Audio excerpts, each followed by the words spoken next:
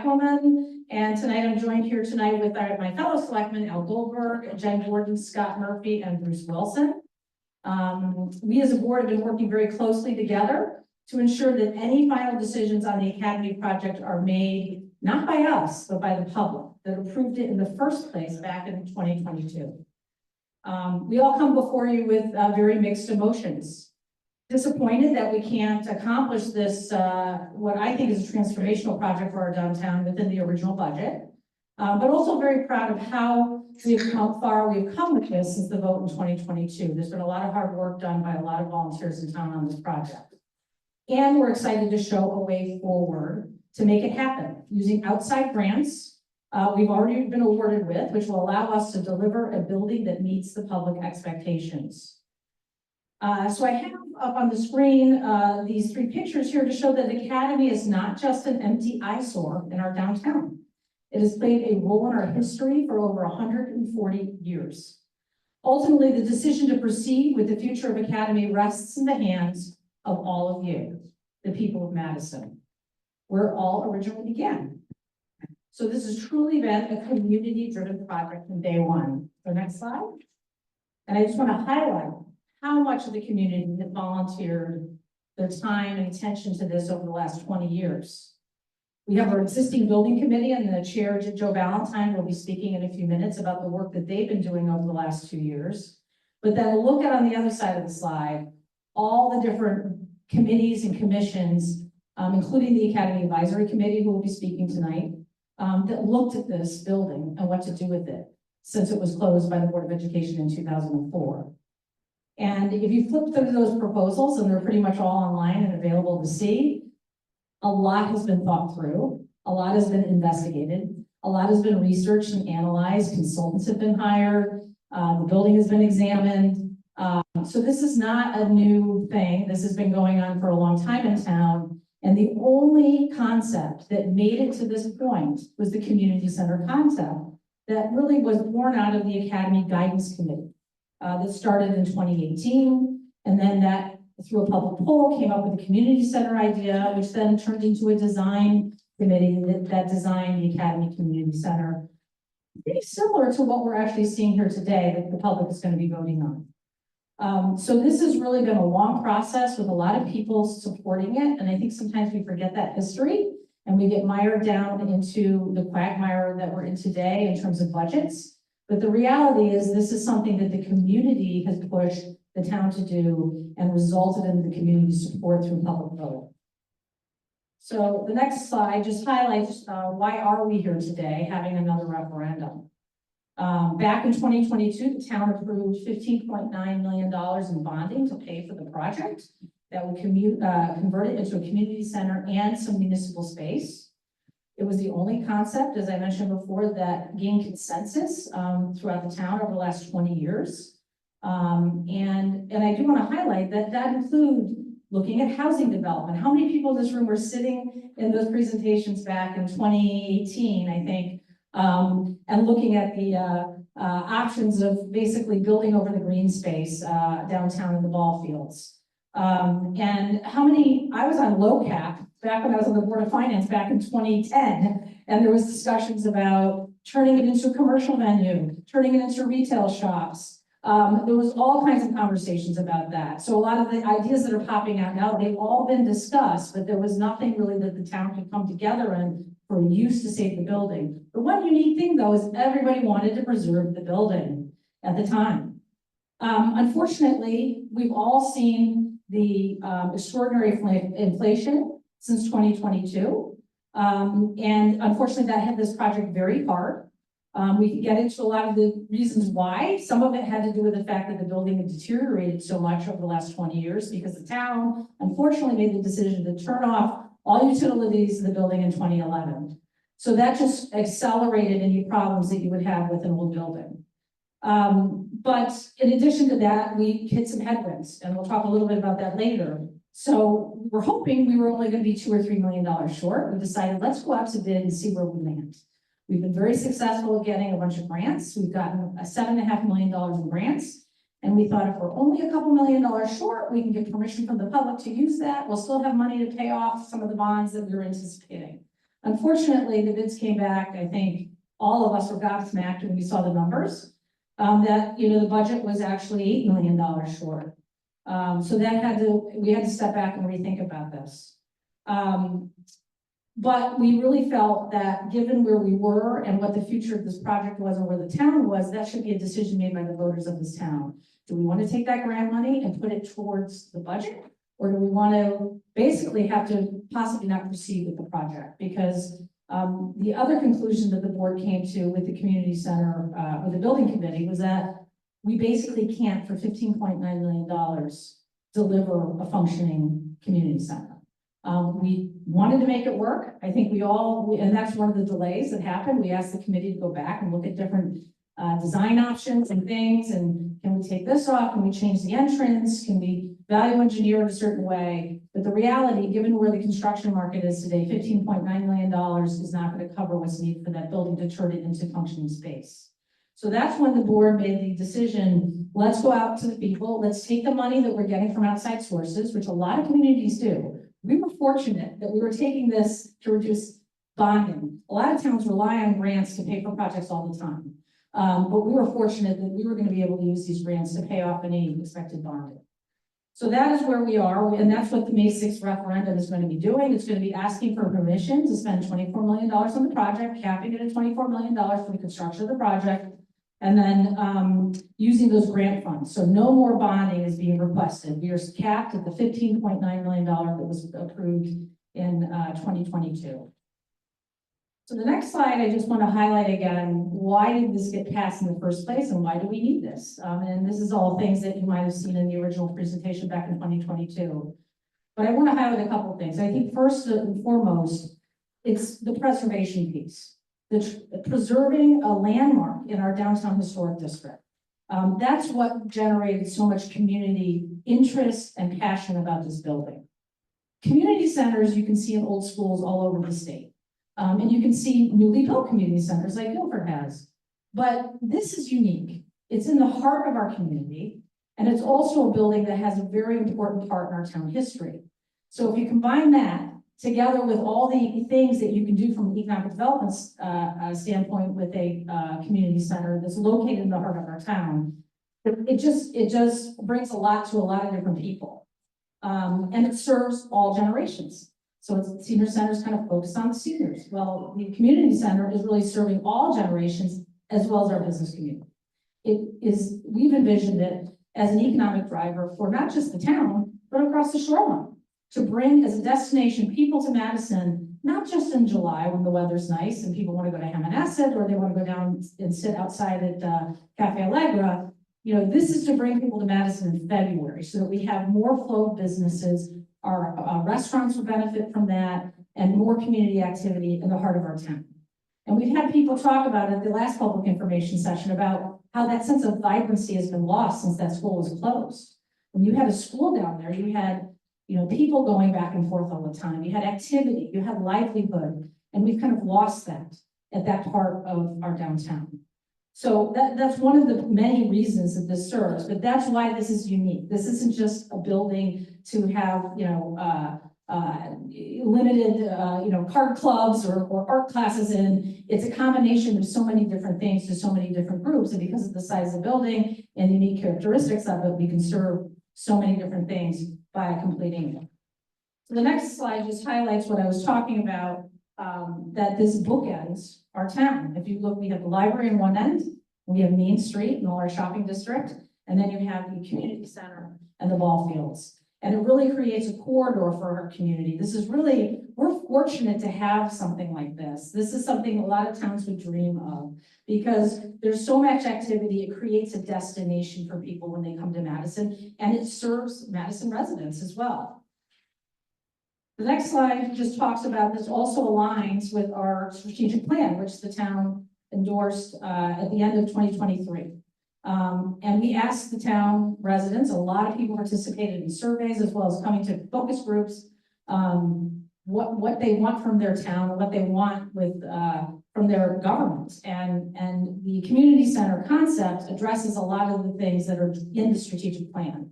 So I encourage you to read that strategic plan again and look at you know, how this can tick off or hit a lot of those benchmark things that the town has been looking to accomplish. The next slide is just a little bit of the history lesson again. I'm sure some of you here probably know this history, but there are a lot of new people in town, and I won't dwell on this too much, but I do want to talk about the fact that, you know, this property was gifted to us by Daniel Hand, and there were some stipulations about this, that it always had to be known as Hand Academy, and it had to be used for educational purposes. And so when the town actually moved the school, the high school, you had to get a stipulation removed from the deed so they could name Daniel Hand High School, Daniel Hand High School. So education, community education was always the foundation of why this town was given the property. In 1920, the town voted to consolidate one-room schoolhouses in town to create this new school on the Hand Academy site at a cost of $151,000. So what residents had the wisdom to approve that and to say, we need this for our community, and they approved the spending on that. In 1935, they added the addition of the 4 classrooms in the gym. Everybody talks about the big thing on the back that's kind of sticking out. And that was actually funded through a grant. So that was a WPA grant. This was during the Depression for $45,000. So even back then, the history of this building, the federal government invested in Madison and saw wisdom to do that. And look at what it did for our community for so long. So the benefit of that investment by our federal government has served the town of Madison for a long time. And so in the spirit of that, I think it's kind of interesting how we're also looking for another federal grant that we got approval for to be investing in this for the next, 50 to 100-year use of this building. And so I just think it's important to highlight that. And then this obviously highlights things that are people more familiar with, the establishment of the guidance committee, the Academy Community Center Design Committee, which we'll talk about. And then finally, this going to the voters in 2022. And one thing I want to highlight, when the community center was designed back in 2019, the intention was to go to referendum in 2020. I was elected in November of 2019, and I think our board agreed, we need to let the people make a decision on this building. Enough of kicking the can down the road. It's been 20 years. Here's a responsible plan for the use of the building. Let people vote on it. And then unfortunately, as happens all the time, another headwind hit, and that was COVID. And so the board opted to take a pause for about a year on the project and just reassess and say, where are we on this? And it was also being bundled with the school project referendum. And so we took a year and we took a break, and then we revisited over the summer. And in that point in time, I heard a lot of people concerned about this is massive 40,000 square foot building. It's never going to get used. Why are we doing this? And so we looked at a study that the town had completed on needs for town offices and determined that it would make sense to include some municipal offices in the building. So you'd have people living and breathing in the building all day. So it wouldn't be sitting there empty, which I don't think anybody thinks that's going to be nice, but you're going to have a core tenant in the building, and that was going to be Madison Youth and Family Services, which needs at least double the space that they currently have. And so this was seen as being kind of kill two birds with one stone. It makes sense. And now we don't have to invest a couple $1 million expanding the space for Madison Youth and Family Services. So then we rolled that in prior to the referendum, and then we went out to the vote in February 2022, and it passed. So it passed, and then after that, we set up the building committee. Next slide, Jeannie. We set up the building committee, and we set up what we call the Academy Advisory Committee. One of the things that the board had heard from the public is there was a lot of different interest in this building with a lot of different uses for it. And some of those were competing interests, and some of them were very much aligned. And, we wanted to make sure that everybody's voice was heard, and that when we went through the construction process, we could try to incorporate some of those uses. So we were smart about it, right? We didn't want to have, somebody come back and say, well, why didn't you put more outlets in this room? Because this would be a great space for, technology shows or something like that. So, so we tried to incorporate a lot of that into the design, and that's when the advisory committee was established. And we had a group of volunteers that did a survey, and we'll talk more about what came out of that survey. But we wanted to make sure that they were being heard as the building committee moved through the design process. We were also awarded a $4 million urban action grant by the state. I think that was the largest grant that the town has received, to my knowledge, ever from the state of Connecticut. The state of Connecticut saw the wisdom in the project and thought it was a great investment in the town. And so basically 2023 and 2024, there was a big focus on the design. But they knew starting in 2023, because inflation started really hitting, that there was going to be budget challenges. And so that caused delays in the design process. I think there was a lot of time spent on value engineering. How do we make this work? Can we make it work? They started getting into the building and realized that some of the deterioration was more than they had expected. And so it did take a while, but they finally got to a point where they came to a design that we felt was probably not going to be able to be accomplished in the $15.9 million, but they thought they might be $2 to $3 million short. We also received a congressional directed spending grant from the federal USDA, and we learned about that in 2024. That was for $3.6 million. Very grateful for that grant. And once again, federal government seeing the value of what a community center can do for the town of Madison. And then finally, here we are. Well, in the end of 2024, the building committee chose to go out to bid. The idea was, if we're going to have to ask the public for money, we can't do it without really knowing how far off we're going to be. And so the decision, normally you get a budget and you get a budget and then you go out to bid. This time we said, let's go out to, before you go out to referendum, get your approval for funding, then you go out and go out to bid. And this time we said, we're probably going to have to get public approval for funding, but we're not quite sure where this is going to land. So let's go out to bid and see where we fall. And maybe we'll luck out. Maybe we'll luck out. Well, unfortunately we didn't. And so here we are with the results that we had, with the $8 million gap that we've been talking about and needing to kind of fill that with the grants that we received. So the next slide, I'm going to actually turn it over to Bill Stableford, who has been in this project, was on the Academy Design Committee originally, and then he was chairing the Academy Advisory Committee. I see other members here tonight as well from that committee. They did a lot of hard work, and he'll spend a few minutes just talking about what the town residents wanted to see in this facility. Great.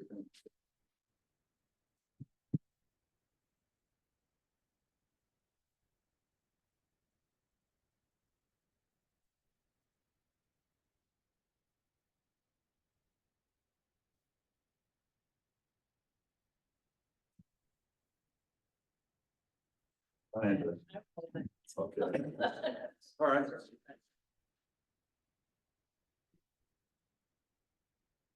That'll be it. We still on? No. No, I think you turned it on. There we go. Yeah.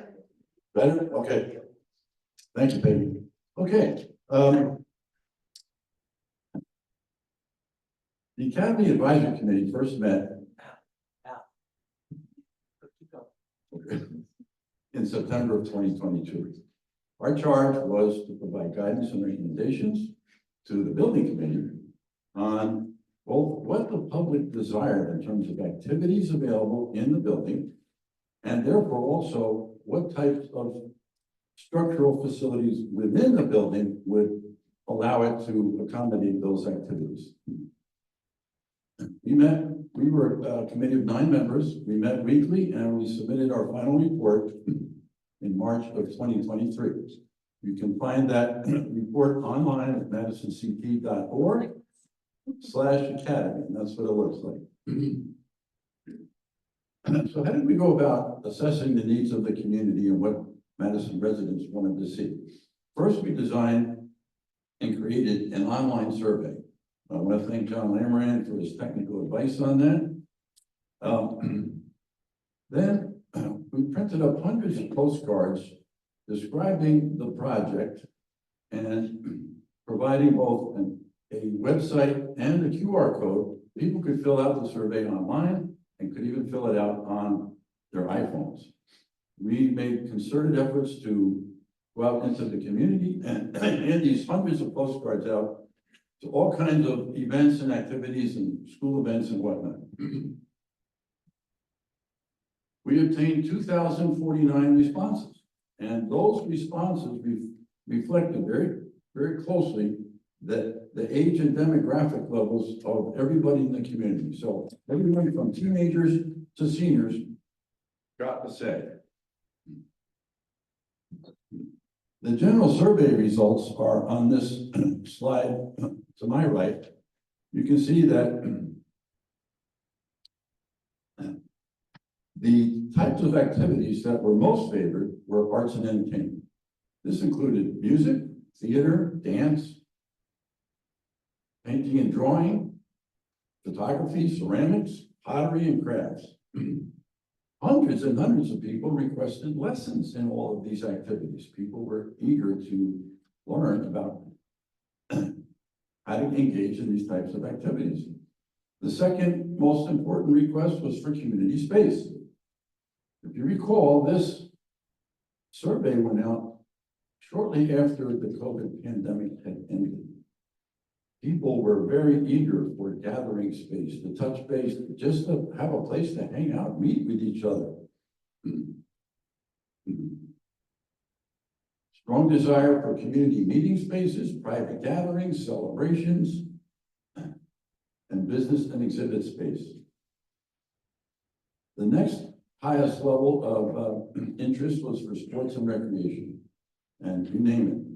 Exercise and fitness classes, pickleball, basketball, table tennis, pool table, climbing wall, volleyball, a lot of interest in physical activity. The next level of interest was for activity rooms, youth social space. Kids want a place to hang out after school. A cafe and a lounge where people would come in right at the entrance and just stop in and hang out. Again, just gathering space for people. Parents of young children requested activity rooms for preschool children, meeting rooms for organizations. A big element and focus on multi-generational activities, a place where people of all ages could gather and interface. Arts and crafts was the next level of interest, and these kind of tied in with arts and studio art. The final thing we did was our committee held focus groups with professionals from the area of performing arts, dance, theater, music, studio arts, painting, drawing, professionals from culinary arts, what would work in a community kitchen. And then finally, we met with Daniel Hand High School youth. We met with 40 students who were identified as student leaders, and we heard from them what they wanted. And we incorporated that into our recommendations to the building committee. So that's what we did, and those were the results. Thank you, Peggy. Great, thank you very much, Bill. And thanks again to all the volunteers on that committee. I know it was an extensive outreach, and I think that was the largest response to a survey the town has ever seen.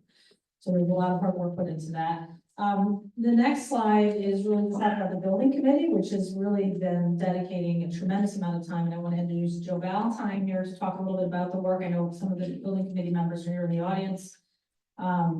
But they have been extraordinarily dedicated to this. And I have to say, our board hasn't made it easy for them, because we can't ever tell them what the budget is, because we say, well, you got 15.9, but 15.9 is not going to do it. And so it's been a real struggle. They've been looking at all different ways to make this work, and finally felt, really, our board said, let's just design this to what the community expects and then see where it lands in terms of cost. So with that, I'll turn it over to Joe. Thank you, Peggy. The building committee was formed somewhat after Bill's committee, and I feel like we stand on the shoulders of giants here. And with Bill, that's literal. Yeah. We took a lot of the input that he had as a starting point. He gave us for the starting point for the beginning of the building. I have to admit, when I was asked, I was very enthusiastic. My history goes back fairly far with Academy. My kids went there. I was there when it was a vibrant downtown area, when the corridor between, at that time, Island Avenue and Academy was filled with parents and teachers and meetings and activities, and it was a great place to be. We'd like to make it a great place again. The committee the building committee consisted of 7 volunteers. We are very lucky in a town like Madison to have talented people, people with architectural experience, people with project experience to serve on the committee. And we very quickly selected both Colliers as our project manager, the owner's project manager, and QAM Architects as the architect. These are companies that have been involved over a number of years, and thinking that using this committee would give us a head start and turbocharge the process and get us to a point where we'd be able to go out to bid really quickly. Unfortunately, that didn't happen. We ran into a number of quite a few design issues that both made it difficult made difficult choices, and also brought the project more expensive as we went along. We did each estimate that we did for building the committee was higher than the last one, and all of them were higher than the budget that we had of 15.9 million. It was a frustrating period. But as Peggy said, eventually we were given the charge and took that we would stop looking at what could we get for 15.9 million, and we'd start looking at what it would take to build the building at the scope that was envisioned by the town, and given to us by the committee and the bills committee, and also that met the expectations of the 2022 referendum. What was presented at the 2022 referendum, and how could we meet their expectations? We believe that the current scope that we've given for the project, that is the $24 million. Actually, we came up with $23.9 million estimate. The scope of that 23.9 matches the expectations that we had at the 2022 referendum. Just a couple of details. Can I go to the next slide, please? There it is. There were a number of things we kept from the original design concept. One is we wanted the building to be ADA compliant, and unfortunately, Academy the building is at a half story. So every entrance would have to be a step up or a step down. Step up to get to the main level, step down to get to the lower level. So that we settled on a design for an atrium that was actually at ground level and at grade, and all the floors would be accessed by an elevator. We also decided to keep the atrium in the building. If you haven't been in the building, or if you remember the building, it has an interior atrium that essentially open to the sky up above.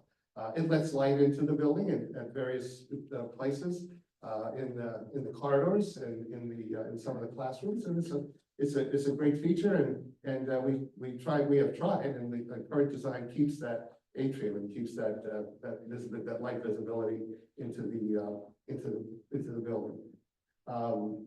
We also kept what used to be the library, or the front of the building that you see if you came in from Route 1, as a very flexible space. It has a small stage that's ADA compliant.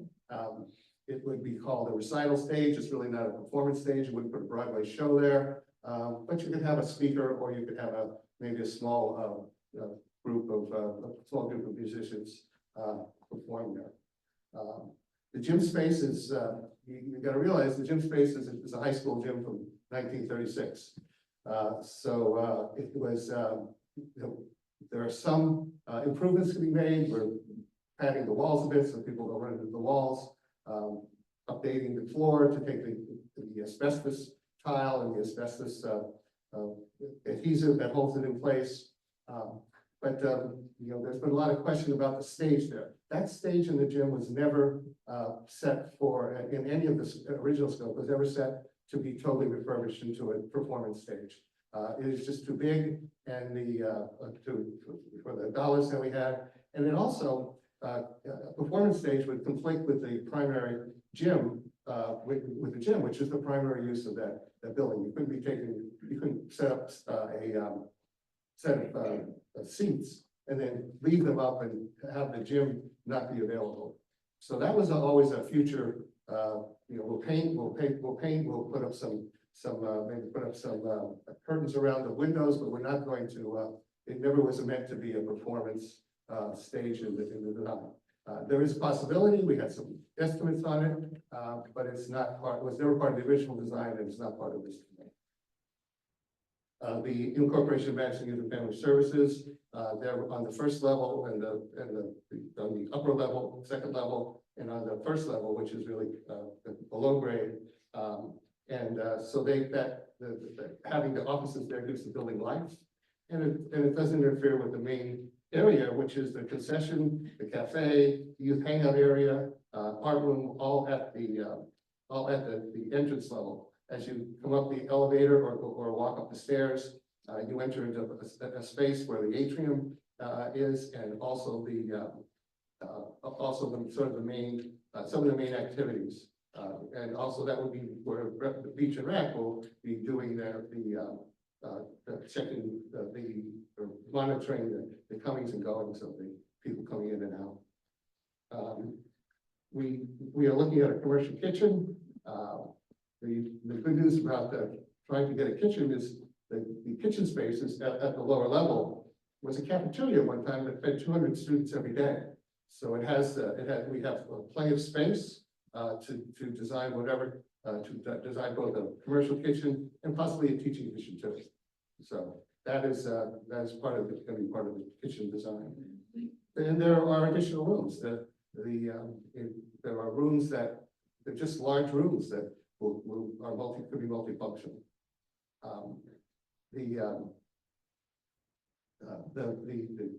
The thing that when I go through there, when I walk through there, I see the old building that I used to know, but I see the potential in that building. High ceilings, high walls, even we don't talk about it much, but even the halls are big. And you could do a farmer's market in the hall and not even interfere with the space. They're extra wide and extra tall. It's a great space, and I'm looking forward to seeing it come back again. Thank you.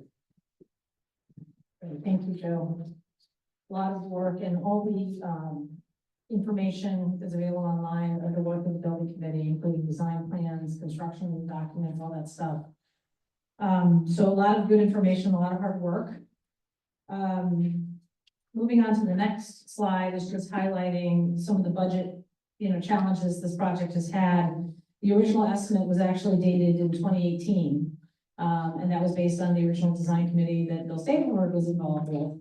And when we decided to move forward again with the referendum that had been postponed, we asked the advisor to update it for normal inflation, as well as account for youth and family services going in there. And then we also had aspired to put in a geothermal system at the time, not knowing if it would work with the building, but we said, let's add some buffer into the budget to do that. And that's when we went out with the $15.9 million.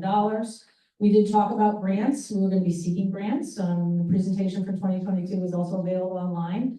But I will say, I don't think I ever envisioned $7.6 million or $7.5 million of grants. I mean, we were $1 million, the town historically has gotten those type of level of grants, nothing at the level that we were able to get from both our state officials and our congressional delegation. So, and then what happened now is we went out to bid in the fall, and the bids came back in December, and unfortunately came back way more than any of the estimated. We had professional estimators put numbers together in October and on the construction budget. And even then, when the bids came back from the market, it was way in excess of what those estimators had come up with. So we were all really taken aback. The building committee then took that and basically went back and said, well, here's what we recommend based on these bids, what we would envision the project to look like if we had the funding in place. We then took that in-house, the town staff kind of reviewed it, looked at some of the constraints we have, the grants, and came up with a new proposed budget. And there is a little gap between what our existing grants are and what the total budget number is. I'm a believer in round numbers, keeping it simple. So I said, let's just ask for 24 million. I'm also optimistic, an eternal optimist. We're gonna be looking to maybe get some more grants and then also donations. We've had some people interested in making, possibly donating some things to fill that budget gap. But we're also confident that we can deliver the building within the grant funding that we have. And we did a lot of analysis looking at that.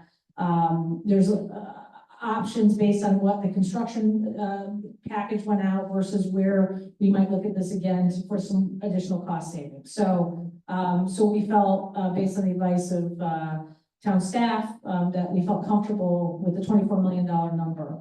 And so that's what we're seeking for approval, to spend $24 million on the construction of the building. And like I said, the bonding would remain to be capped at 15.9. So next slide, just to talk a little bit about the cost, because I think we're all,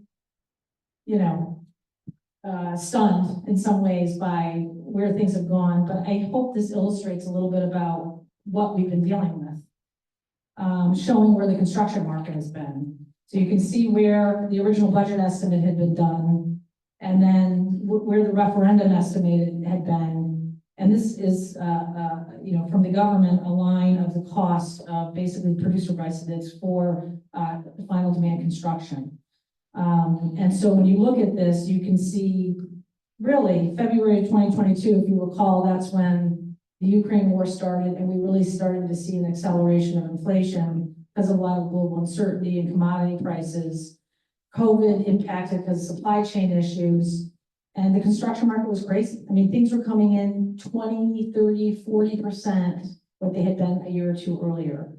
And we've seen this in a lot of projects, and we were facing this a little bit with the school project as well. And fortunately, new construction, a little different story when they went out to bid, and we're fortunate there to land in a better place.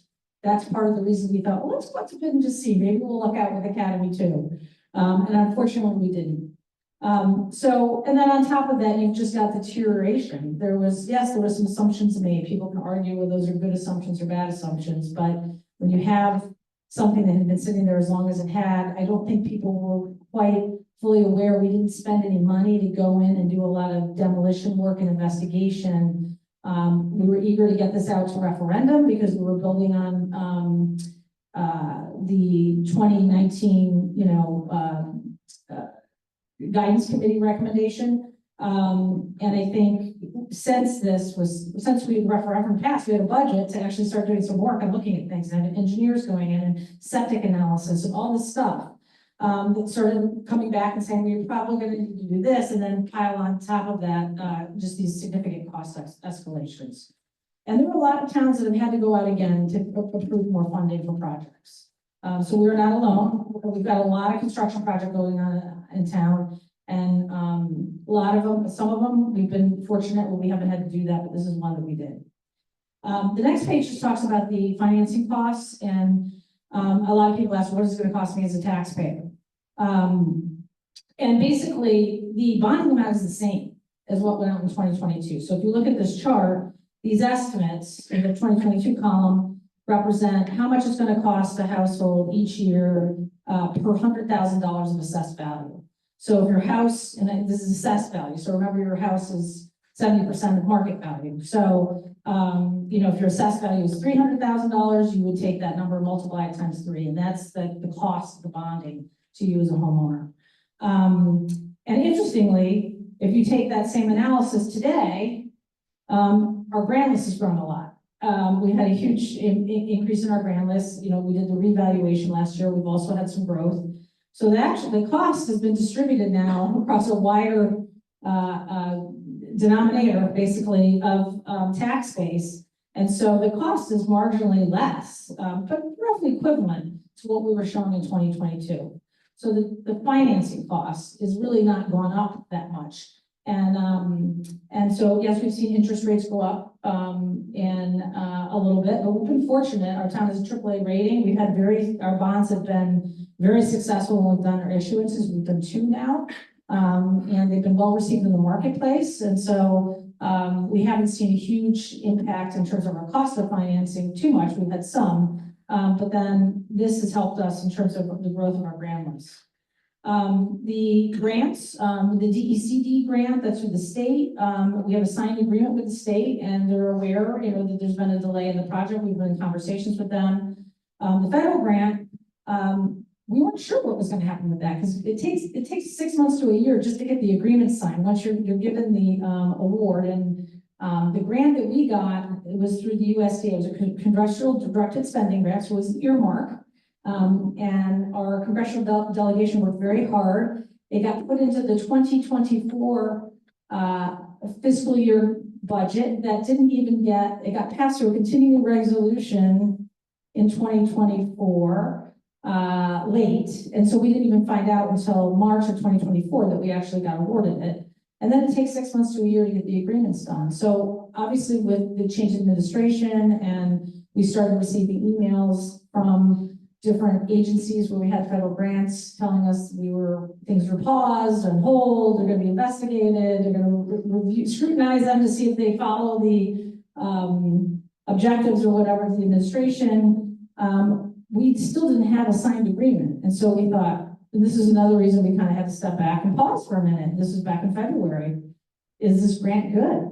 Well, fortunately, we actually got the signed documents back at the end of February. And just got communications within the last week about when we can start requesting reimbursement on some expenses. So, so we feel pretty good about the federal grant as well. So we're in good shape on that. And so we're going to proceed with those grants, but we're also looking into a few others. We're meeting with the state again in a couple of weeks and pursuing another SHPA grant. And, hopefully might be able to pull in some more funding here too to help us with the budget. Next page, just a schematic of the building use. And this is, pretty similar to what it was shown in 2022. I do want to highlight the next page about municipal use. This became a point of conversation. There were somehow this building has become, town hall too, and it is not. It is basically roughly the same square footage that was presented in 2022 for town offices, which is in 2022 was about 14%. Youth and family was less than 10% or 12%, and now it's even shrunk a little bit more. So with the final design and how they worked out things, so youth and family continues to have space on the lower level and then on the second floor. And they've broken up their clinic in one area and then their offices in another.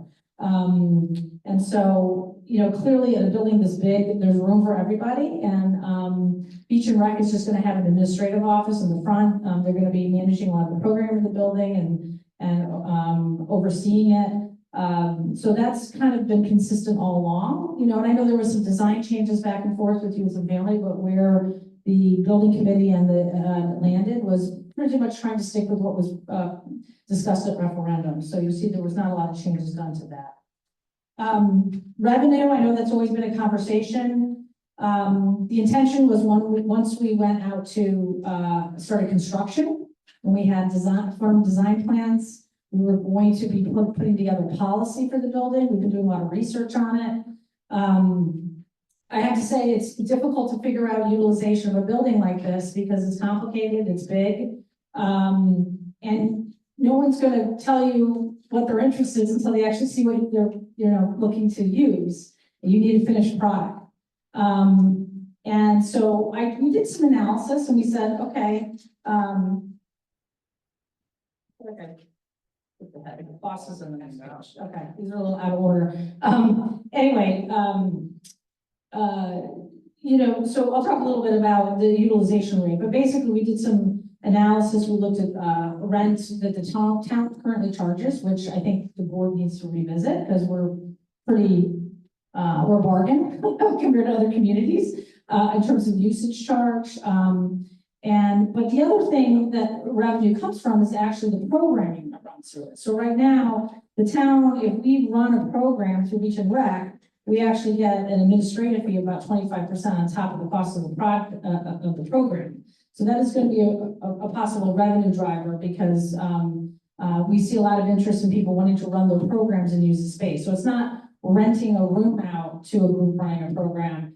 It's really, they're running the program through us and we get a 25% administrative fee on top of that. So there's different ways to look at this, and I think this is where the board has to decide. And then, looking at, can you have some more committed time slots available for certain organizations? Say if a group wants every Friday afternoon in a certain room because they have certain needs to offer. So those are things the board will have to talk about. It's also being financed through taxes and bonds. So we can't, charge for-profit rates. We can't compete with other commercial entities. So there are a lot of opportunities. We've been looking at this quite a bit. There's also social events. And I will say, I'm confident we're going to be able to generate some revenue in the building. How much is the big question? It's a big building. But what we did do is when we looked at the operating costs of the building, we came up with, if you just take what we charge right now in town for our building, for our rooms, and assume that 30% of the space is going to be used on average over the year, you cover your operating costs. What are the? So that's the next slide. So I do feel like there's a good baseline there to try to recoup some of the operating costs. Next slide is the operating costs, and we presented in 2022 some costs. They came up around $300,000. We've updated those for utilities, maintenance costs. We looked at staffing again, and basically we decided that the beach and rec person needed probably a little bit more upgrade in the position because we think a lot of the programming is going to be running through beach and rec. So that's why the salary increase is a little bit higher. And then we think that we'll probably want to have a facility there permanently in hours where there's not staff in the building. So we offer that right now at the town campus gym, the senior center at times. It will be flexible time that we would use as part of staffing the beach and rec has for different, operational needs throughout town. So we kind of came up with a certain number of hours or whatever that we would need this facility monitor person. Just somebody there to answer questions, point people in direction, open things, get custodial help, things like that.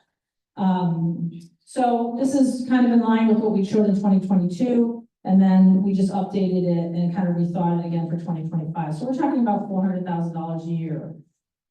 So that's where when I talked about the revenue, like I said, we need to figure this out, but there is a reasonable assumption you can make that you can get some of that operating costs back in terms of revenue.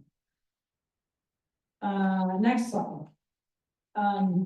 So if this does not pass, what happens? I think the board is now of full agreement that the 15.9 just doesn't deliver a community center. So there's no value engineering down to something, and believe me, we talked about a lot of different things internally as well, but we can't deliver what the public wanted in 2022.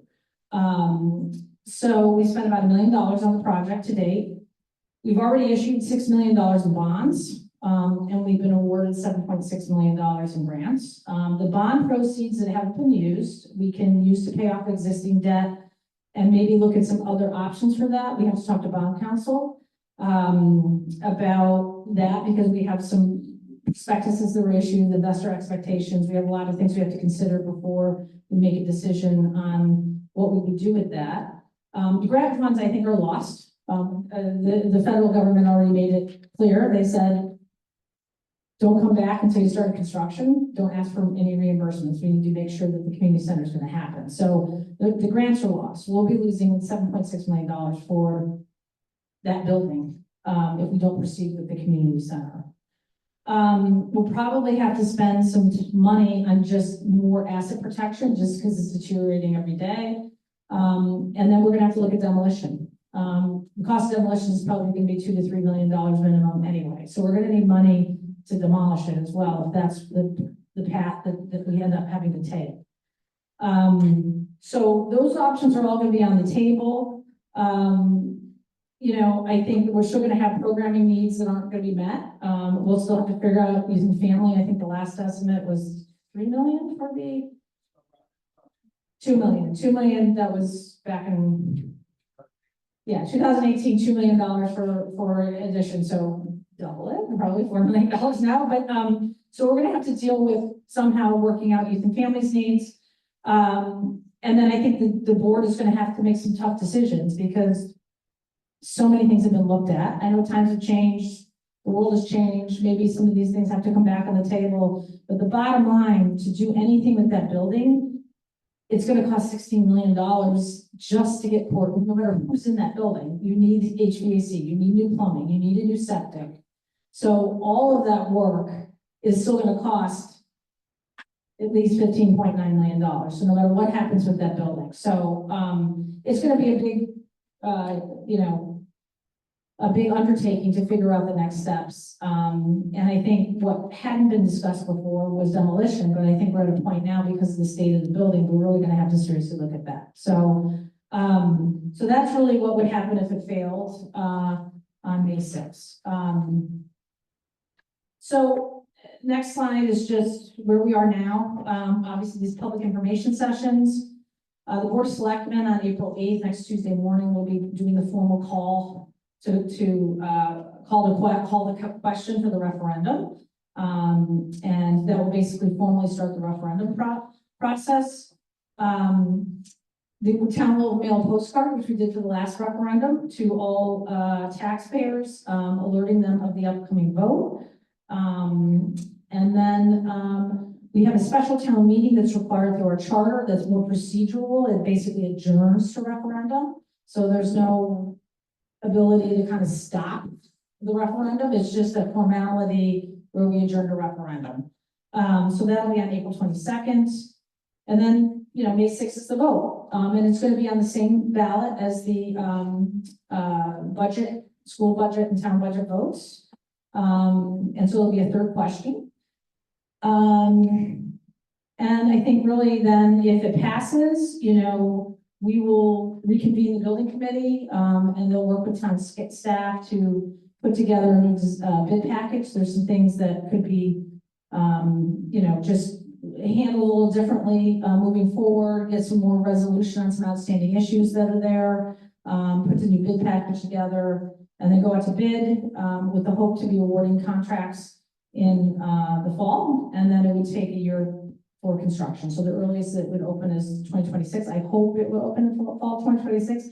We're celebrating our 200th anniversary in 2026 as a town. So I think it'd be really fantastic to have this building open by the end of the year, celebrating the history of Madison. And that's kind of where we are. So just the last slide is just to highlight again, the opportunity. And we've talked about this, how it aligns with our community mission and values. It revitalizes something that's right in the heart of our community. And I also want to talk about, it's a value proposition for Madison taxpayers. Things like this drive property values and attract people to the community, just like our schools and our beaches. It's an investment in the town. And when you think about all the great amenities that we have, this is going to be another opportunity to add a great amenity that will help our economic development. So I think it'd be a great positive for us. It also is going to address space needs that the town has, and it just really adds to the flavor of our town and adds a lot of vibrancy downtown. So with that, I'll open up for questions in a minute. I just wanted to real quickly, we do have a video of so you can kind of experience the walkthrough. There's a new one coming out tomorrow that has the second floor too, but we didn't get it back in time to put it up here tonight. So we'll just run this video and then we'll go for questions.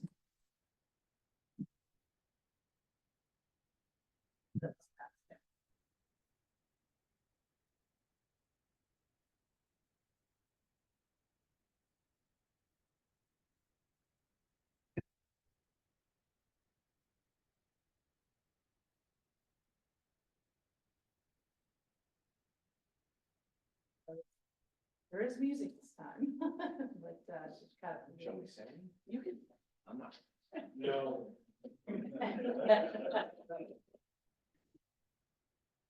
The P sound. Coming out of the computer, but it's not. It's not going up to the, okay, wow. That's all right. You can, this will be Friday night. available online, so you can watch it for a second. And then tomorrow, we're hoping it will have the second floor part of it as well.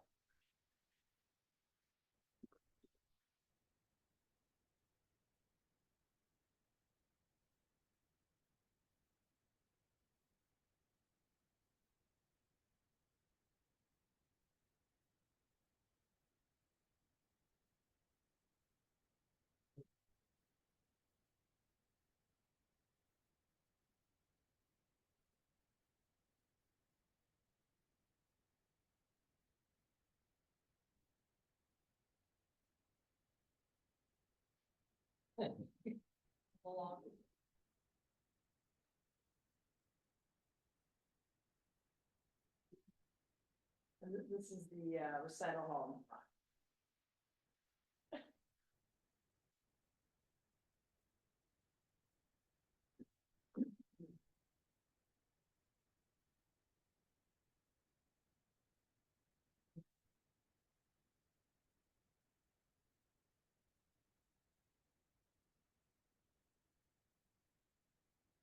Okay. Anyway, so it's kind of nice to see the vision of what this could be. Okay, so with that, this is still on. Taking questions. So I know we might have some online as well, but please stand up, say your name and address and. Say a few words. Yeah, but it's a wire, it's not working. Oh. It's not remote. Okay. This work. Well, I can just ask you a question. I mean, it's not that big of a. Yeah. Well, you can just ask your question. So, my name is Jan Aaronworth. I've been in Madison for over 40 years now. I really appreciate the tremendous amount of work that's gone into this project. It's obvious people have spent a lot of time and a lot of effort. And unfortunately, I think the Board of Selectmen has gotten extremely emotionally attached to bringing this project to fulfillment. Unfortunately, I think what's happened is that they've ignored or not paid close enough attention to their fiduciary responsibility to the town with this project. I mean, the question is, at what point in time does this become absolutely ridiculous cost? 3 years ago, I stood up at one of these meetings and said, the $15 or $16 million was ridiculous. There's going to be much more than that, 18 to 20. The powers that be at the time told me I had no idea what I was talking about. They knew exactly what this project was going to cost. And they proved me wrong. 20 million was not right. 24 million, 50% increase in 3 years. And no guarantee that this is not going to continue to increase. And I mean, it's nice project, but it really is not worth it. We have an $80 million school project with a project down at the surf club that we're coming to.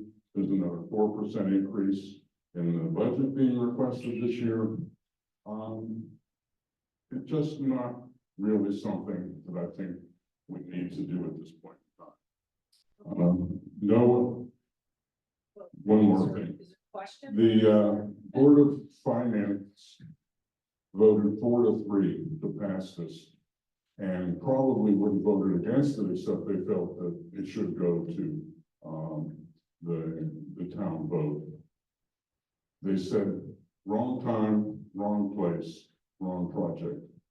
It's not really something that we should be doing right now.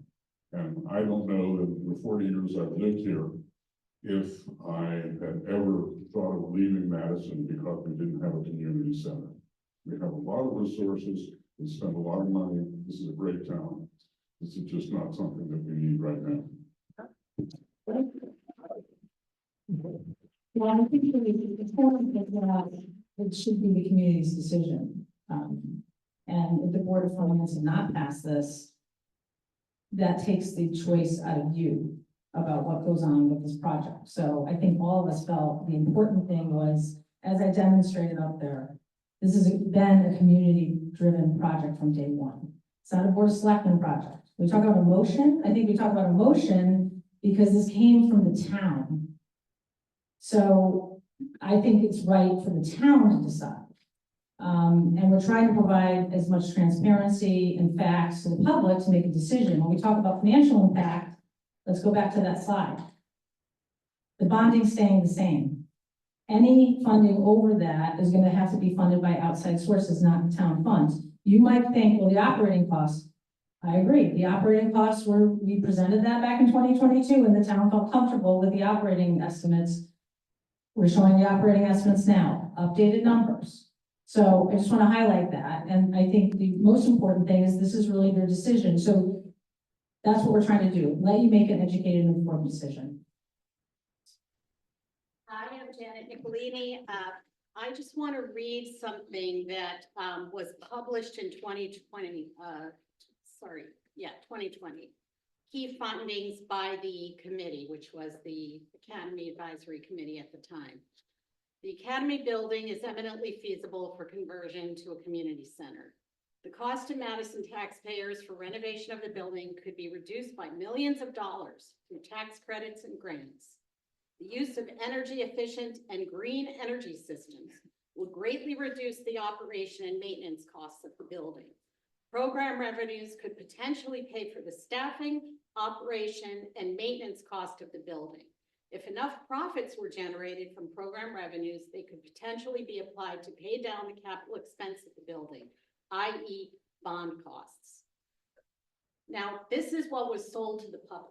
This is what the public thought they were voting for when they passed the referendum. So the public had a pie in the sky view of what they would be paying for here, and that a lot of it would be reduced by grants. So I know grants were never a definite, but the way it was presented was that they were really, really likely to be coming through. And Well, I think the grants are always a part of these projects. Right, And we're right. always trying to get that, but I can tell you right now, no one ever said, we're gonna get $7.6 million. And at the time, we thought that was half of the cost of the project. regardless. I mean, I understand your point. So, you have Yeah, a so the question? point was we had the school at the time and Right. we had this at the But do time. you have a question? So, yeah. Let her finish. Well, I don't know. What I'm trying to say is you all are presenting the yes part of this, the rosy picture. You're not being neutral here. That's right. So what I'm doing is trying to present the other side, so all the people here could hear both sides. Okay, I understand. Want that. the This is public not to- a- want the this is public not to the decide, Xanadu project, But this you're is only information. presenting one side for the public to It's the decide, which information is side not that's fair. presented by the- You as selectmen should be neutral. So, That's right. So she's not. Yeah, hi, I was, on the, Academy Committee. what's your name? And my name's Lisa Nee, and I live in Madison, and I raised 3 children here. When we did the survey and we got 2,000 responses, it's because we went out into the community. We were at the turkey trot, we were at the preschools, we were at the senior centers, we were at the parade, we were at the holiday shopping night. We were in the community. And when you say you get 2,000 responses, that is actually not representing how many people we touched. Because one person from the family answers that survey, but the reach was huge and the excitement was huge. And I, as a person who raised 3 children here, spent most of my time leaving Madison to take my kids somewhere for some kind of activity. And when I was there, I spent money. And I would drive by that town green and go, whoa, why is that empty? Why do we have people here? And by spending the money there, I was not spending it here in Madison. And the energy that, as we say, location, location, location. We may have things in different areas, but hey, you know what? Nobody else asked the question. My question is, how can we keep the excitement of the feeling of Academy without Academy? No, we're talking about youthful families who need a place to gather. Yeah. Parents with strollers that have no place to go. I think that, I mean. Excuse me. I don't think we need to shout at each other. Yeah, I think that Look, there's a lot of strong feelings. We've all seen strong feelings, okay? We all are on social media. We understand that people are very passionate about it, okay? I'm happy to answer questions. We are not all gonna agree on this, but the point is that it's your decision at the ballot box. You can go out of this building, you can promote to all your family and friends, social media, flyers, letters to the editor. You know, you can all do that, because if you don't support the project, encourage people to vote no. But I just want to make sure that at least the facts that we're presenting is being accurately portrayed, that's all. So go ahead. I do have a question. Okay, yes. I'm Paul Sapig, I live on Neck Road. Assuming the referendum passes. Yeah. Then you get the 24 million, but I see to go out for bidding until summer and maybe gets delayed. If it comes in at more than 24 million, then what happens? And can you scale back the scope of the project and will that imperil the grants you already have? So fair question, and this was asked at the last session as well. There are some value engineering opportunities, right? But there's a certain point where we just can't proceed. And I don't think this board is going to support going out a third time. But we felt with the level of grants that we received, the town should have an opportunity to proceed with that. If the bids come back at 28 million, and let's face it, we all know there's risk. Look what just was announced today at 4 o'clock, right? We have no idea what's going to happen to costs, construction costs or anything else. All we can do is go out. We're not committed to anything until we go out to bid, which will cost a marginal amount of money, not really anything relative to what we've already spent today. And then we'll see where we are. And if the bids come back significantly higher than what we can kind of tweak the project for, every project you get a budget, and then you have to change things in the scope. We've done it in all our other projects. We modify it to fit the budget. This one was just so far outside of where we were that we couldn't do it. And so that's why we have to come back and ask voter approval. So yes, I mean, it is what it is. And, you know, this is giving us a chance to go out to bid again and hope that we can pull it all together with the budget that we have, including the grants. So if you have, happy to answer another question. So as Dave said, he said, if it comes in very high, then you would cancel it. You said we can't do it, or? Yeah, Oh. yeah, we basically can't, I mean, we're only getting authority to spend on the construction of the building $24 million. And we cannot bond more than 15.9. So the only source, and it's written in the resolution, is donations or grants. So let me just go to people who haven't asked a question first, but please. I'm gonna sit down, I just had surgery, so I hope you don't mind. Back in the 30s, 40s, 50s, and 60s, I'm Andy Dombrosa, First Pond Road. The public really didn't know what the effects of asbestos and lead did to human bodies. Okay? Some of the seniors are emotionally involved because their children went there or they went there. If they knew in the 20s, 30s, 40s, 50s, 60s that that type of toxins kills you, and I've lost a lot of good friends. One was the chief of police in North Haven from asbestosis. Why are you leaving all the lead and asbestos in that building? You're talking about future generations. If you ever have to do any remodeling in that building, then you're reopening all the encapsulated lead and asbestos in that building for all the little children to inhale over time. It's ridiculous. I can't believe that you're even going forward with this. So first of all, we're going to do everything that we're required to do for the health and safety of the community. And so I'm not the person to have a debate about what the appropriate remediation is. I'm asking a question. Yeah. Bill Valentine mentioned a little while Yeah. ago, I think he's a really nice man, that this is all these specs with the extra spending the 24 million now. That's going back to the specs of the 2022 referendum. It is not. It is an untruth because you're leaving all the asbestos in the building. What was sold to the public back in 2022, that we were gonna get a clean building. You have taken that off the chart and doubled the price of the project. So I don't know if I can factually rebut that. I'm going to defer. We will take that as a question online and we will post an answer to that. Because I think you're getting into very specifics about what had been provided when, and I don't know the specifics of that, so. But you guys fired Colliers, or you initially decided to separate ways, the project manager? We made a decision, last year we hired, well, in 2024, we have a permanent construction manager on staff now. Okay. And we felt that, yes, Ben, Then at a board of selectmen meeting, said that to the board, and you were there, that proceeding with this project and leaving the lead and asbestos and the rest of the toxins in the building is not advisable, because you're opening up a can of worms and it can escalate the price through the roof. I estimated a year and a half ago, this is a $30 million project and more. so, So you're not taking Ben's advice? no, that's not the case. I will say that he is now much more involved in the project, and I'm not gonna speak for him, but I don't think this is appropriate to get into a back and forth on the specific issue, so I think we'll address it, but I'm not gonna answer your question tonight, because you're getting into specifics of the project, and the town is, we're gonna follow all the health and safety guidelines and requirements for this building and how it's being used. We've done that with every town building. We have a lot of old buildings in town. We follow the code, we do what we need to do, and this is gonna be, we're gonna follow all the health and safety requirements for the building.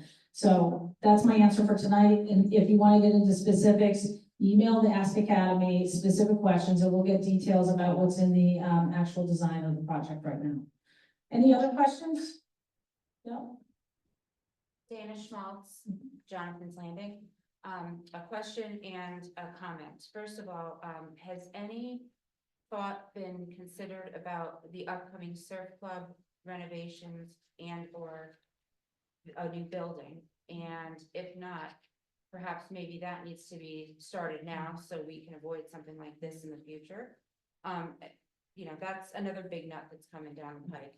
And my comment is the renderings of the building, just my opinion, don't fit in with the town of Madison. That looks like a college campus building. That's right.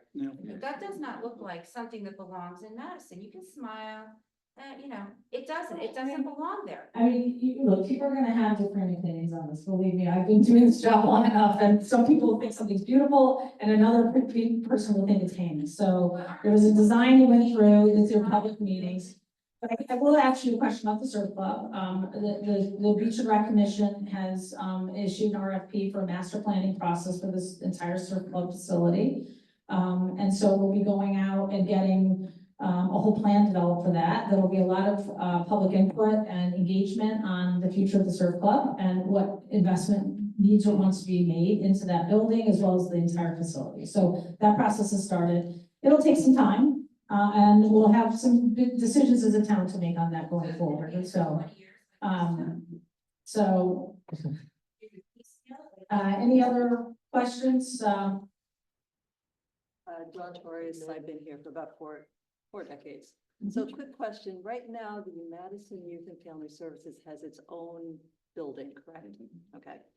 A question I have is how much thought have they given to the fact that granted they do safe rides, they do peer advocates, and all those I would find very appropriate to be in a building like this, even though I don't think we should build this. But they also do a lot of counseling, a lot of youth counseling, and they do a lot of family counseling. This is going to be a space where you want kids to hang out, you want everybody from the community. How are adolescents especially going to feel going to their appointments in a public open space? So, there's been a lot of conversation about that, and, you know, the director has played a very involved role in the design of the space and working closely with the architect to ensure all that. There's been a lot of, you know, concern about privacy. It's not unusual to have those services and stuff like that in public buildings. I mean, that's kind of what, communities do across the state, but, knowing that their clinic and everything, the way that we've, incorporated some of the design, that's certainly been part of the thinking in terms of the final design plan, so. Separate act. Yeah.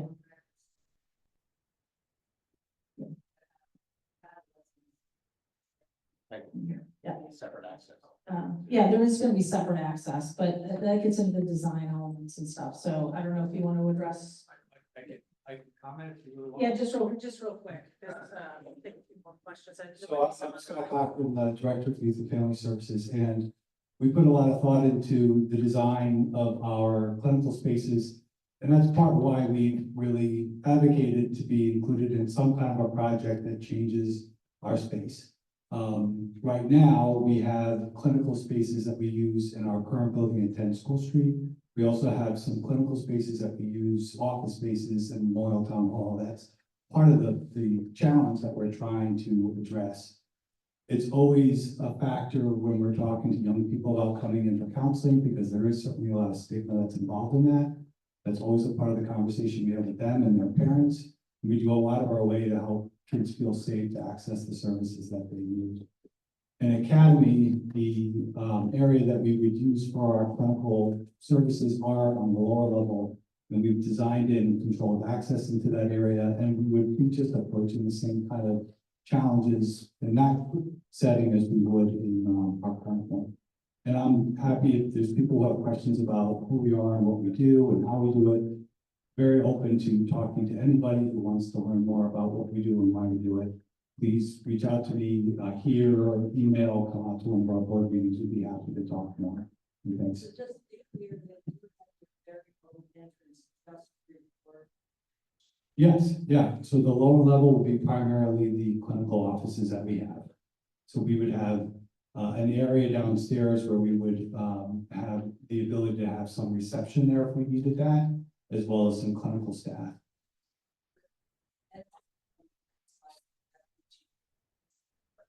We would have, well, if it's up to me, we're gonna have options where people can come into the building, either to go through the main area or to come through maybe a controlled access or door from the outside. Also want to comment that right now they are using Memorial Town Hall also to see patients. So there are other locations that are being used that aren't dedicated to youth and family services. So, is there any other questions? Yes, please. I'm Lynn Thomas from Devonshire Lane. Has anyone talked about what you're gonna do with all the empty classrooms at Jeffrey School, or what the availability of rooms, since Polson's not a full building? And we're talking about some of the reasons for this building is this community centers, we need more space.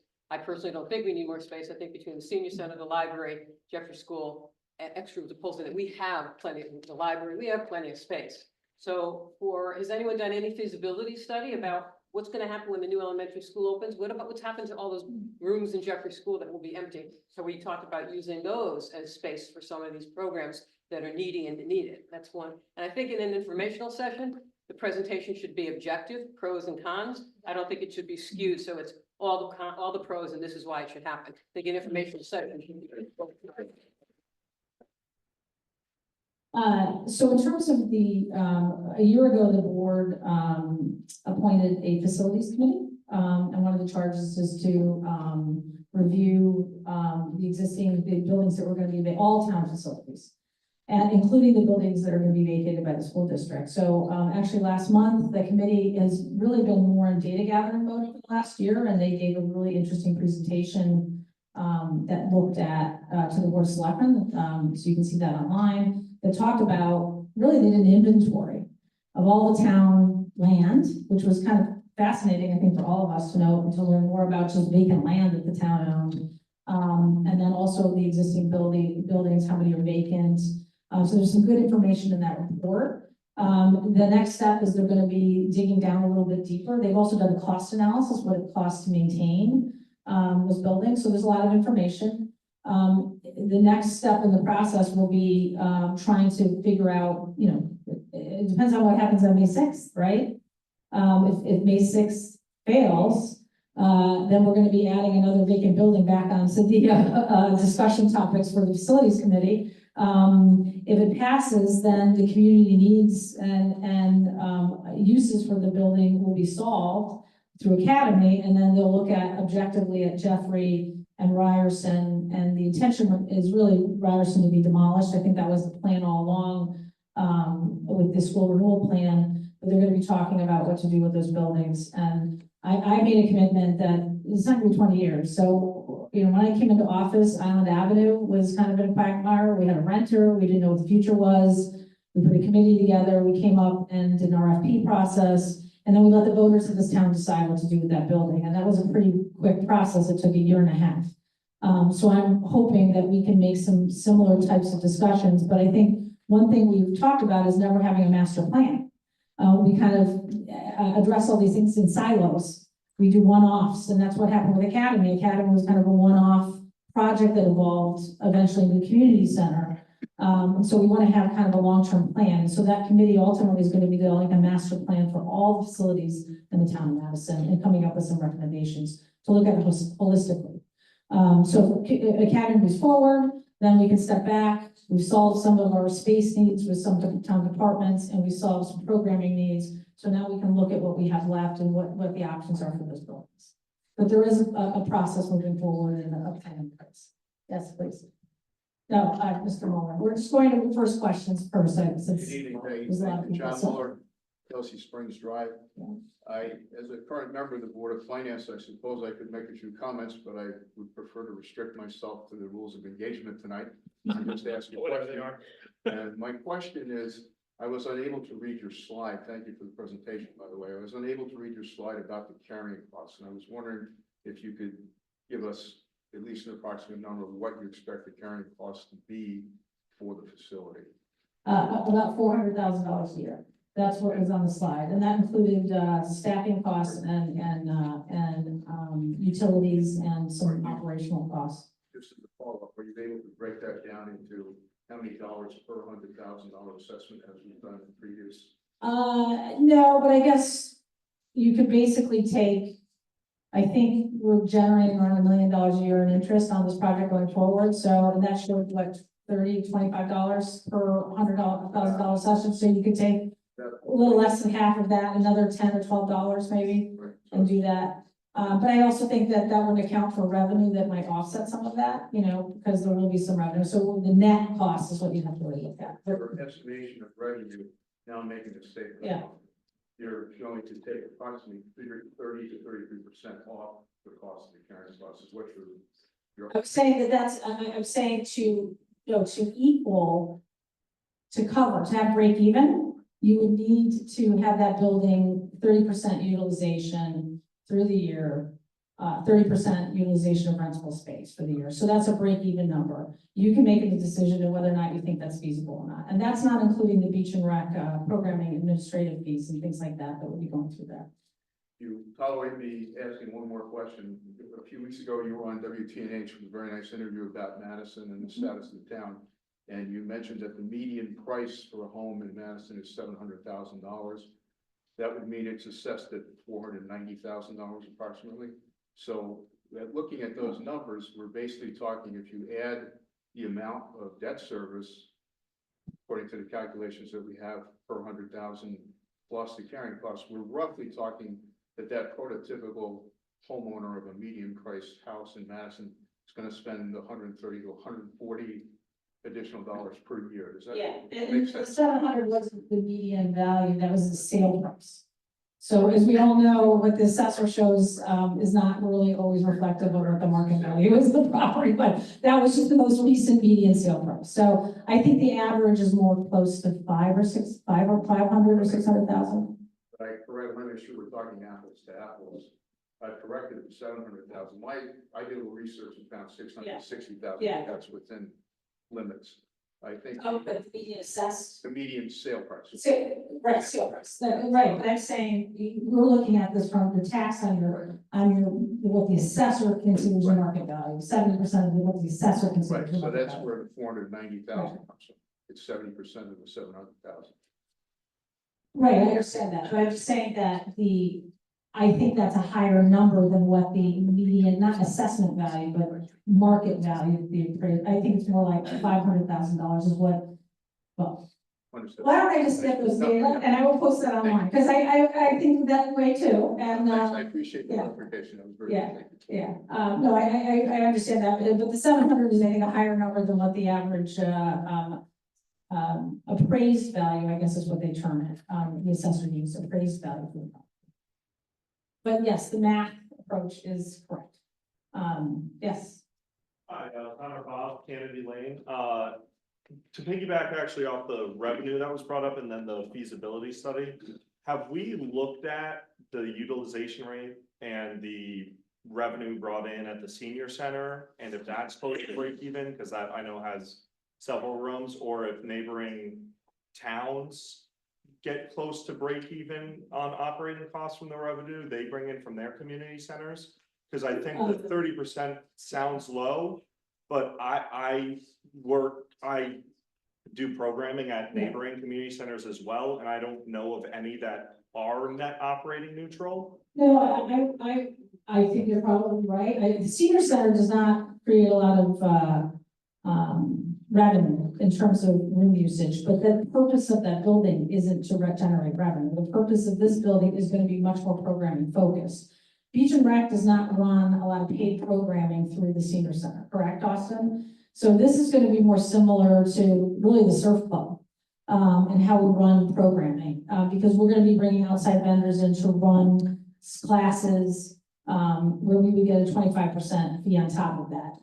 So I just took a simple math saying, if I look at what just a basic fee would be, and looked across the rooms that we could rent out, we could get there with a 30% utilization rate. So that could be a mix of beach and rec programming, and it could be a mix of outside rentals. But yeah, no, I'm not just, I think this building is just, it's gonna be different. There's not gonna be really a building like it in the state, in my view, of how it's gonna be used. Okay, yeah, well, let me go online before I go to second questions, okay? Because, are there any hands raised online? And then I think we'll give it a few more minutes, but I want the online attendees to have an opportunity. Yes, this is John Lamorandi. I've had the privilege of serving on both the advisory and the building committees. Through the advisory committee, I've been able to have firsthand feedback from residents and voters, over 2,000 of them, identifying their current needs and wants that are not being met. And the survey was specifically targeted at things that are not being met by current services. And they were very enthusiastic about how they can be met with the new community center. Unfortunately, the building committee had to deal with the realities of cost escalation, and I just wanted to congratulate the Board of Selectmen on coming up with sufficient grants to be able to meet those original expectations without having to increase the out-of-pocket town obligations. So thank you for that effort. Thank you. Well, a member of both building committees, so.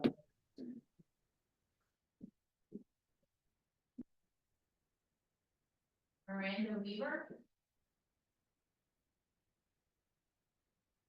Yeah. Say it's Mike Weaver. Hello, it's Mike Weaver. I live on Island Avenue. I've been a resident of Madison for 30 plus years. And I commend you for your presentation and your outlook at a use for the property. The fundamental question I have is more like, I don't see a justification for doing anything with that property. I don't see a need. Now, I can be convinced, and I think it would be good for you to convince me and other people who might put a no sign in their property. Why do we really need to do this? We have lots of space. We have lots of things going on in the town, and we have a senior center that I think is wonderful, but seems to be underutilized. What is the need for this project? So I encourage you to read the presentation earlier on. It does highlight what the community thought the needs were for this. And in addition to that, the report, I encourage you to look at, that the advisory committee did, laid out how the people want to use this building. So, this is really a decision you as a voter have to make your own individual decisions. And And I just want to remind people, this isn't just about, this is also a preservation argument and a repurposing argument of preserving something in our downtown. So, it has been debated for 20 years. All I can do is present this, what the vision was when this was passed in 2022, and try to highlight all the great things it can do to our community. If you don't think it's, then you have the opportunity to vote no, and that's the benefit of this going to referendum, is you have the opportunity to have your voice at the ballot box. But thank you. Any other online questions? Yeah. Okay, I'll do, okay, well, let me, go ahead, and then we'll go to the back. The 24 million, this gets passed, 24 million. The bids come in 25 million. Then what? It's done? Well, I think What's if the you're looking at $1 percentage? billion, there might be opportunities to, like I said, value engineer, taking different materials, not, having certain amenities It's in gonna the keep on building. going? But if you're, $5 million off, $10 million off, and that's why we're here today. If it was $2 or $3 million, or if it was $1 million over back in December, we could have figured out a way to make it work. We're at a point, the only way we can make this work is if we use the grant funding to cover the costs, right? So the So 24 that's, million is stuck in. that's the number. So it is what it is, and we wanted people to have the option to approve this, because the funding is not coming from the town of Madison, it's coming from other sources. Okay, all Or no go. right, I'm Art Simons, I live at 65 Bartley Drive. And I'll bring up a different argument than what we heard. I have a lot of concerns about the cost of this project. Okay, I don't know who would, there's some good points that were brought up here. However, I'm gonna vote for it in spite of those concerns, and who knows, it may end up being wrong. But my arguments for voting for it are my own and may not be shared by other people. In part because I went to this school, it means a lot to me. Sentimentally, I don't know how much sentiment is worth. And even more so than for me, my vote would be for the 90-year-old woman who calls me regularly, heartbroken because the only school she went to in Madison will end up being demolished if we don't do this. It's an important part of our history. I can't put a value on how much history is worth. I'm a retired history teacher, so I think it's worth a lot. So that would be my argument for how I'm gonna vote. My main argument, and my second argument, is that Youth Services Department, which I'm a member, Truth in Advertising, I'm a member of that board, and they need a more efficient, more professional facility. Does it necessarily have to be there? Maybe not. But, people can argue about that. They do a lot of good work in this town, and they have professional employees, professional programs, and not a very professional facility. thank you, Art. I know I'm trying to keep this to I know, that was questions, my so I have question. to statement, I know. but thank you. I know that other people want to make statements, so, yes, Not from the outside. please. The Jim Schmaltz, Jonathan's Landing. Couple of questions. So can we get a report from the library on what their programming usage is, percentage of time that rooms are used and the costs and income coming from them? Is that something we can post up? So that's the library, it's separate, they have their own records, you can certainly request that from the library. Okay, how about for senior center? Senior center was originally designed as senior center, community center, so I think there's some things there. And then budget wise, like if we're gonna restore this building, or remodel it and not restore it, we're gonna save it for future generations, you really should be doing full abatement on it. That's right. Like, even if you came back and said it's 28 million, this is what we need to do. Where I'm concerned is the project's always tried to fit a budget rather than create a budget for what the project needs to be. Right now, we're at 24 million for the simple fact that you can say we're not going over 15.9. When you do that, you're looking at this with a 3.6 million grant that can't be used for construction. You're over the money you have that you can spend in construction at this point in contingency. Right. So you've got to raise funds to get to zero. If you're today, you know, the things that they're saying that people want were theater, they want music lessons, which you can get at the library, and a gym. We learned that the gym is small, it's for grade school children, not for adults. We learned that the theater isn't a functional theater. It occupies the same space as the small gym. We have a recital hall, and the other one won't have sound and light. That's another $1.2 million that's not in the budget, not funded, and not coming from town funds. So those aren't going to be functional spaces. If we get into the budget and we open up walls or anything, you know, every budget goes over. I haven't seen a project that it didn't. So looking at what your cuts are, it's, you know, you're going to cut, you know, the logo on the gym floor, you're going to change the walls, you're going to remove the stuff from the lounge, you know, the kiln, you know, like the things that are the community center are disappearing. You know, and you're going to end up with empty rooms that you can't use town money for. What is your contingency plan, you know, to do that? Like the reports that you guys have, you know, where you were running through all the scenarios, you have like, we can say, you know, $100,000 by eliminating this. And it's all community center stuff, which I understand because the $4 million grant has to go for youth and family.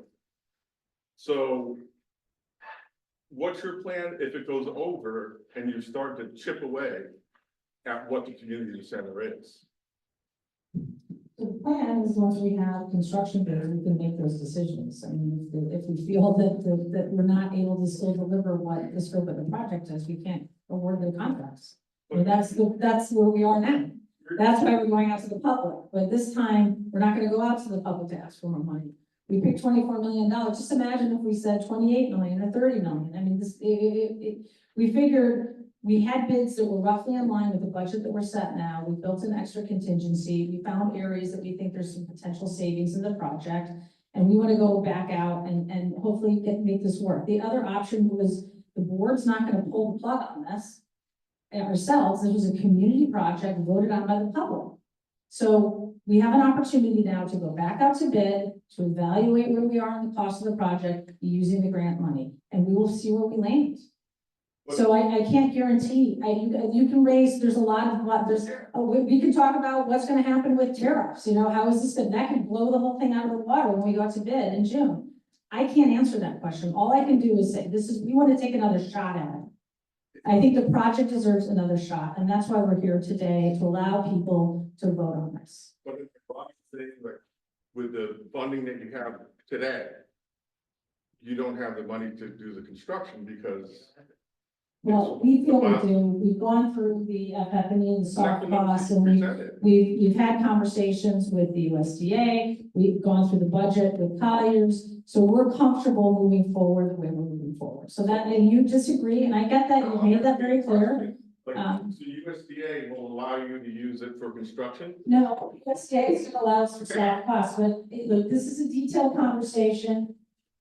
I know you've submitted a number of questions this afternoon. Yep. We will respond to those appropriately online, okay? And we'll post it so everybody can see the answers to that.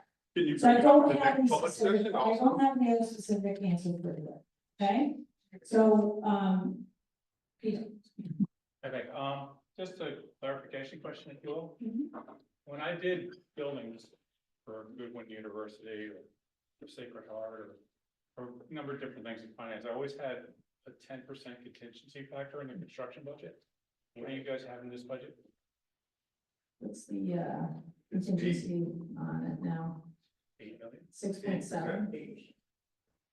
And it's not a full budget. It's Yeah. 8%. It's only on the, general contractor. So I guess just the answer I'd like to know, because usually what we have is when we put 106,000 square feet up, Yeah, we'd have a 10% buffer. well, and With all the stuff we're we've got talking. 6 or 7%, it sounds like. Yeah, like, it might be like, we have to- I was just so, wondering. Yeah, Thank you. keep in mind, though, this is based on actual market bids. So, But we so. yeah, so, any other first questions, and then I think we gotta wrap this up. Take 42, so, all right, is that, we're good? All right, thank you for coming. You can submit email or questions. Everybody got a chance to speak once, right? So thank you for coming out.